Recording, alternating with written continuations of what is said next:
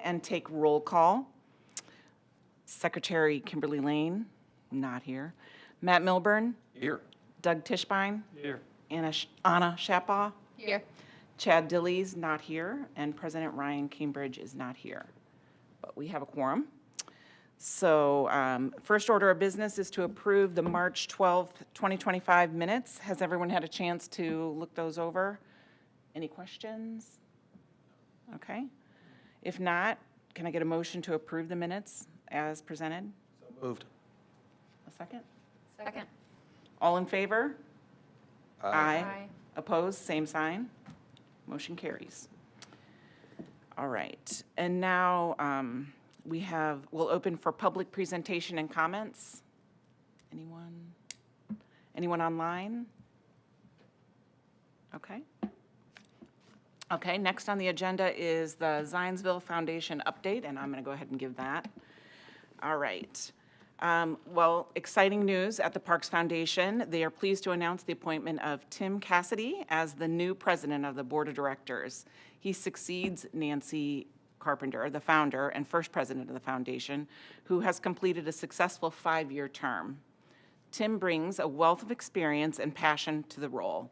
Tim served the community on the Zionsville Pathways Committee and on the Zionsville Park Board with 2 terms as president. Following a career as a lawyer at Eli Lilly and Company, Tim owned an award-winning small business, Nebo Ridge Bicycles. Nancy will continue to be actively involved in all foundation matters. And the foundation had a very successful board retreat at Holiday Park down in Indianapolis, where they gained useful insights from the Holiday Park Foundation and others involved in fundraising for the park. And they've got a busy spring ahead. They are the title sponsor for Zionsville Green Fest on April 26th, and they're going to be giving away milkweed plants to the public, and are sponsoring Go All In Volunteer Day with the United Way of Central Indiana on April 25th, where they're going to be mulching trees in Mulberry Park. They are a partner in the Parks Department's first ever native plant sale, which is going on right now, and they're offering free spice bush plants to the first 100 people who order. And they're also going to have an informational booth at Hoosier Village's Earth Day celebration. So a lot going on. All right, we'll move on to staff reports. Yeah. All volunteers willing and able to help mulch at Mulberry, please show up. That'd be great. Okay, Jared? All right, thank you, Chris. Good evening, Park Board. Just a couple of items I wanted to highlight from the superintendent report. First off, we have successfully installed the memorial bench at the Zionsville Golf Course. Reminder, last month that was a donation from the descendants of the original architect of the golf course. So really neat to capture that history and have it memorialized on the course. We just finished up with Mulch Madness.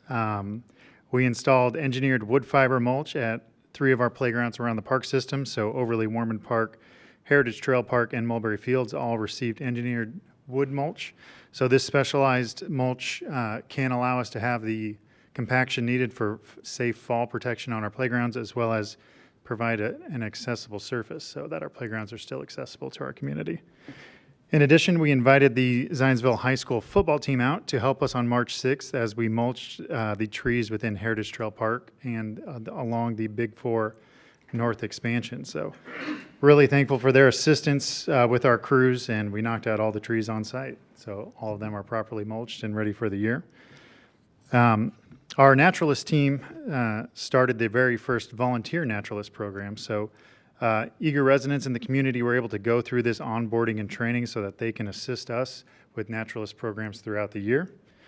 In addition, in your packets, there was the Nature Connections mid-year report. So Nature Connections is the program where we enter the Zionsville schools and partner with them to not only teach state-mandated curriculum, but also give them in-field exploration of the items learned in class. So those spring field trips will be starting here within the next couple of months, or weeks, sorry.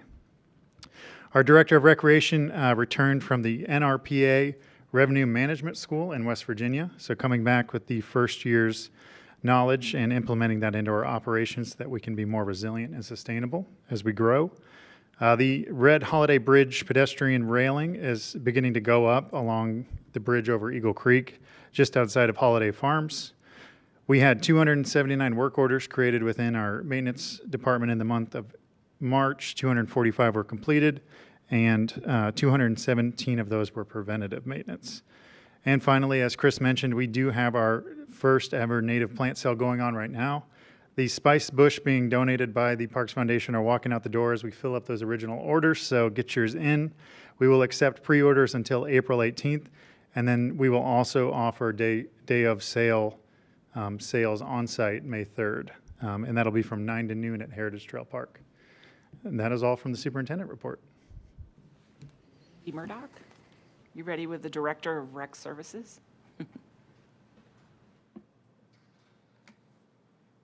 Jared took all my talking points. No. So March, we had a very busy March at the Nature Center, a little over 1,500 walk-ins to the center. So that's on our higher end for the month. So people are definitely going in there. We also saw about an average about 94 people a day during spring break. So April should turn out to be just as busy as March was.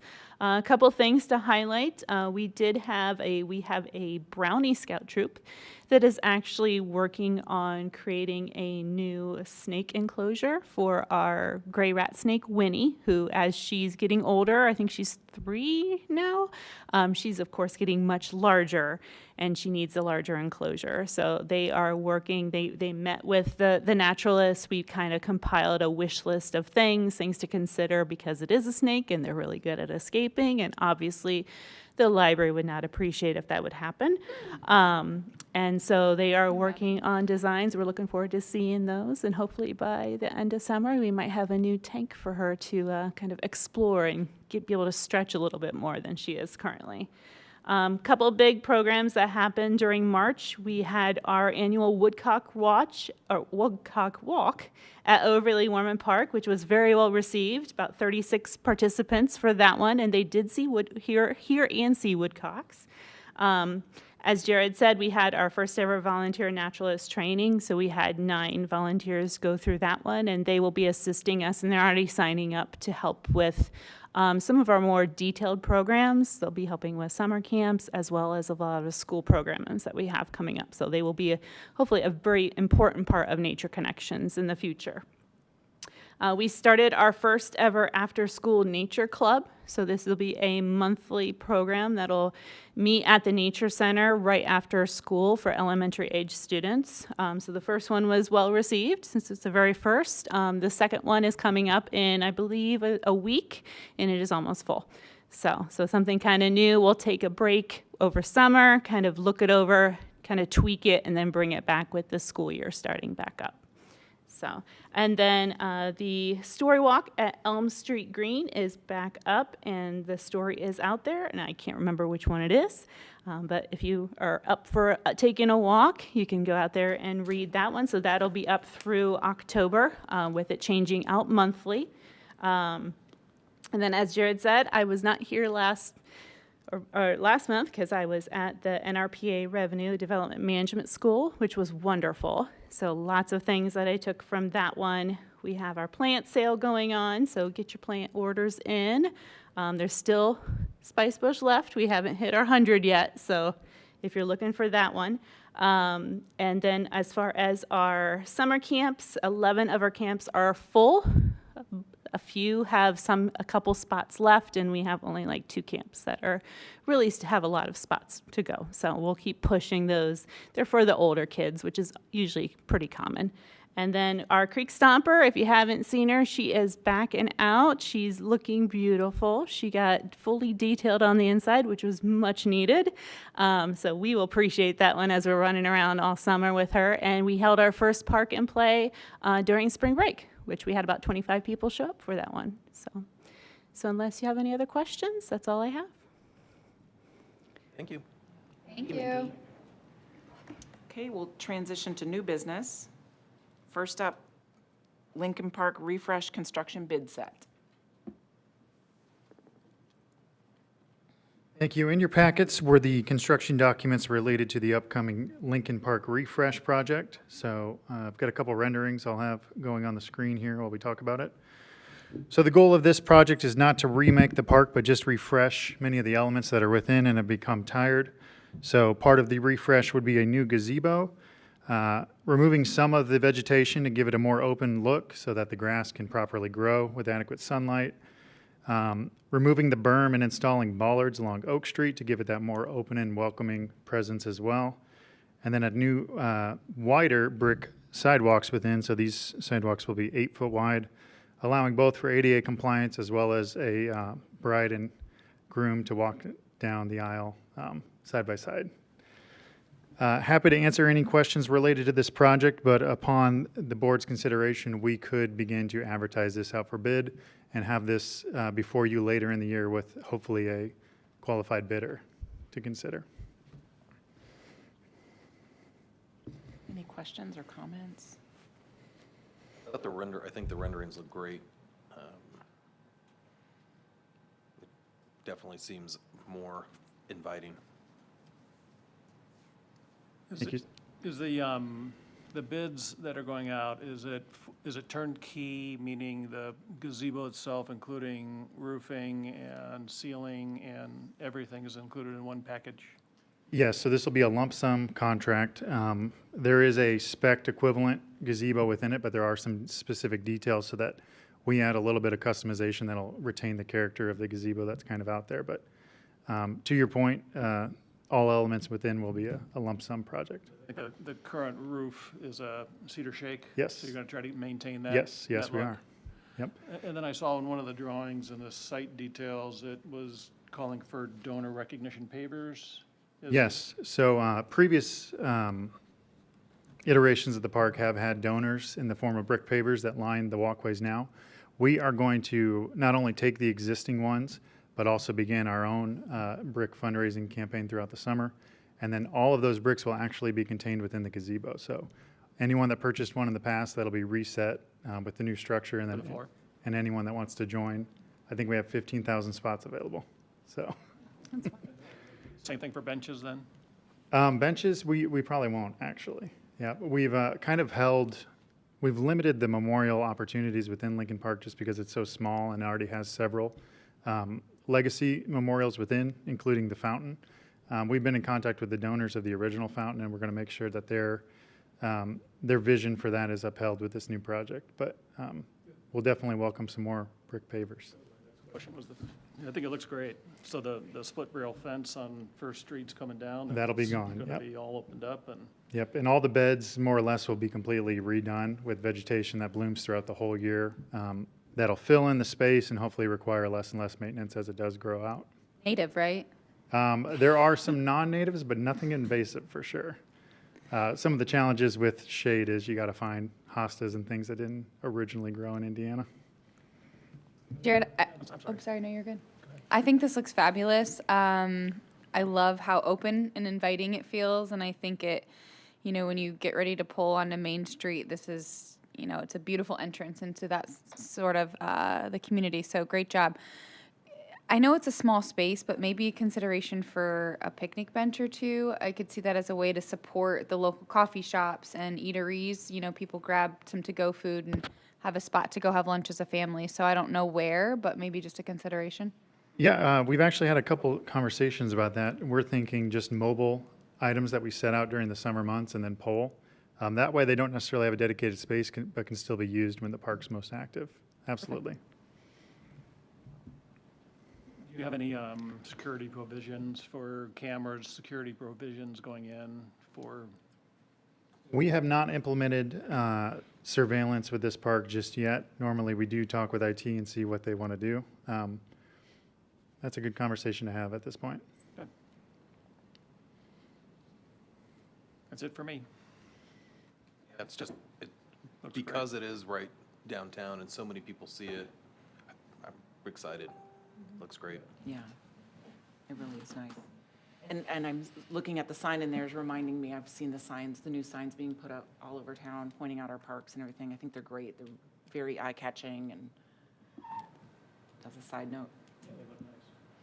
All right, Well, do we have a motion to approve the Lincoln Park refresh construction bid set? Yes, I make a motion to approve. Second? Second. All in favor? Aye. Aye. Opposed, same sign? Okay, motion passes. Next up, we have some special use permits. So our department utilizes a special use permit when it's a request to our park system that's not quite normal enough that we would create a policy and procedure around, but do occur on occasion. And this form helps protect our liabilities and our interests while still allowing some of those activities that don't quite perfectly fit inside the box. So 3 requests for you this evening. The first off is from the Catholic Schoolhouse on April 15th to have a rocket launch. So we've hosted rocket launches at Mulberry Fields in the past. It's our most open park, and we've never had a conflict with that. So for your consideration would be approval of a special use permit to permit the Catholic Schoolhouse Group to launch rockets in Mulberry Fields. By size? It's those model, yes. So they do specify the maximum range and things like that. SpaceX isn't coming. Yeah. Yeah. Aren't permitting that at this point. So this is the same size and type that we've done in the past. Yes, these are what you pick up at a hobby store or something Okay. like that. Any questions or concerns? Sounds fun. All right, we'll take a motion. I make a motion to approve. I have a second. Second? All in favor? Aye. Aye. Opposed, same sign. Motion approved. Just before we leave that one, though, I was there driving by maybe 2-3 weeks ago, and I saw a family out there that were setting off a rocket. Is that kind of a no-no, or is that? If they ask permission, we like to go through the proper channels, but we haven't caught anybody trying to launch their own. Yep. The next special use permit would be the company New Cold would like to host their company picnic at Mulberry Fields in one of the shelters. And in addition to that shelter reservation, they would also like to have it catered by Grafton Peak. So just some provisions concerning authorizing an outside caterer to cater to the attendees of this company picnic. So we certainly want to welcome, all gatherings into our park system, and this would just allow for that outside vending to happen during that event. No alcohol is going to be served, and they anticipate 100 people, which is still within our shelter reservation size. Make a motion to approve. Second. All in favor? Aye. Opposed, same sign. Thank you. And the final special use permit request would be to permit botanist, Roger Hedge, to sample the native species within our park system. So this special use permit outlines a certain set of standards that would have to be upheld, as well as minimizing his impact to our park system, but ultimately would allow Roger to step off the trail and go into the woods or into the various ecosystems, survey the plant species, and then if there is an appropriately sized population, he could actually collect those specimens and add them to the local registry, either in Boone County or our neighboring universities. So this would just build to the existing record of species that are in central Indiana. And if there's any papers that utilize this research, we would receive copies of those and notification in advance. So again, if this type of partnership could identify something that is special and needs to be protected even more so in our park system, it would allow us to mobilize after that once we know it exists. Have we had any previous work like this done here in the Zionsville Park system? Not officially. I've received emails unofficially afterwards, but not to my knowledge has anyone added to the local registry on behalf of our parks. So to me, it sounds like a good opportunity to really find out what we have, and Yeah. it's kind of exciting. So and just for reference, I don't know if you remember, Chris, we have partnered with like Butler University and installed wildlife cameras and other things. So this is just another discipline within that same realm. Or any cost associated with it? 0. Yep. I make a motion to approve. Second? All in favor? Aye. Opposed, same sign. Motion passes. Thank you. All right, I think that was all three, right? Yep, that's all So we're three. moving on to the memorial bench donation request. One more memorial bench request for you all to consider. This one would be on the Eagle Creek Trail between Turkey Foot Park and Holiday Farms. Currently, we don't have any seating in that area, so this will be a great addition to that segment of trail, and will also mean something to the community members that live in that area as well as they memorialize their loved one. This one's special to me. It's for, our sons played baseball together, so it's a good one. Any, Make a motion to approve. Second. all in favor? Aye. Opposed, same sign. Motion passes. All right. Moving on to old business, we got one item. The woods of Elizabeth and Sylvester Johnson of Wild Air Farms donation. Thank you. So at the end of 2024, the Johnson family donated 30 acres, which will become our Woods of Elizabeth and Sylvester Johnson of Wild Air Farms Park. It'll largely remain undisturbed, but will have a rustic trail throughout for people to enjoy. As a part of that donation, the family is requesting just acknowledgement of that, so they can file that on their 2024 taxes. So we do have an executed deed from the family, and it's in our local records and recorded at the county level. Make a motion to approve. Second. All in favor? Aye. Aye. Opposed, same sign. Motion passes. All right. Any other board-related items? Okay. Then the last item we have is approval of the claims. Did everyone get a chance to look at the claims? Any questions on those? I just have a few, Okay. nothing big. I'm just trying to get familiar with them. So I saw Rundell Ernstberger Associates, and I didn't associate them with REA, so I got that put together. And it looks like they're touching quite a bit within our inventory of parks. Yes, there are a couple of active projects, so they're overseeing both the Mulberry Fields concession stand and the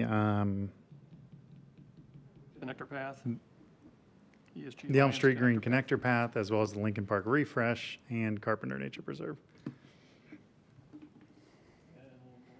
Park. And then,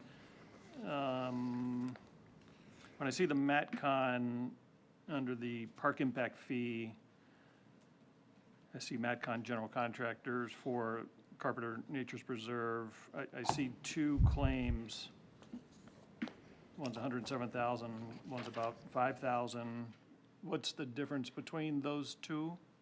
2 different months pay apps. Thank you. The big swing between. And then, just out of curiosity, what's Smarty Symbols? That is, so last year, utilizing donation funds, we are going to install messaging boards at each of our playgrounds. So this just purchased those. So those are for nonverbal family members, so they can help communicate with those attending the playground, utilizing symbols at each of our playgrounds.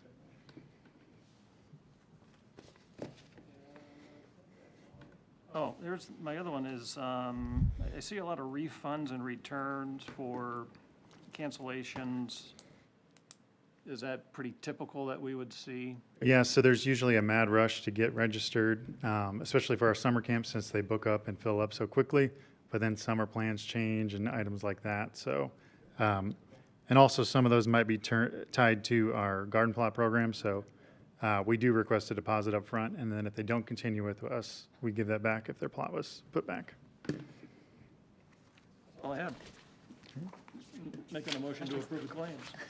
Second. All in favor? Aye. Aye. All opposed? Okay, so claims are approved. Nothing else? The whole kit and caboodle. All right, if there's nothing else, I move we adjourn the meeting. Do I have a second? Second. All right, meeting adjourned. Great job. Like a Yes. pro.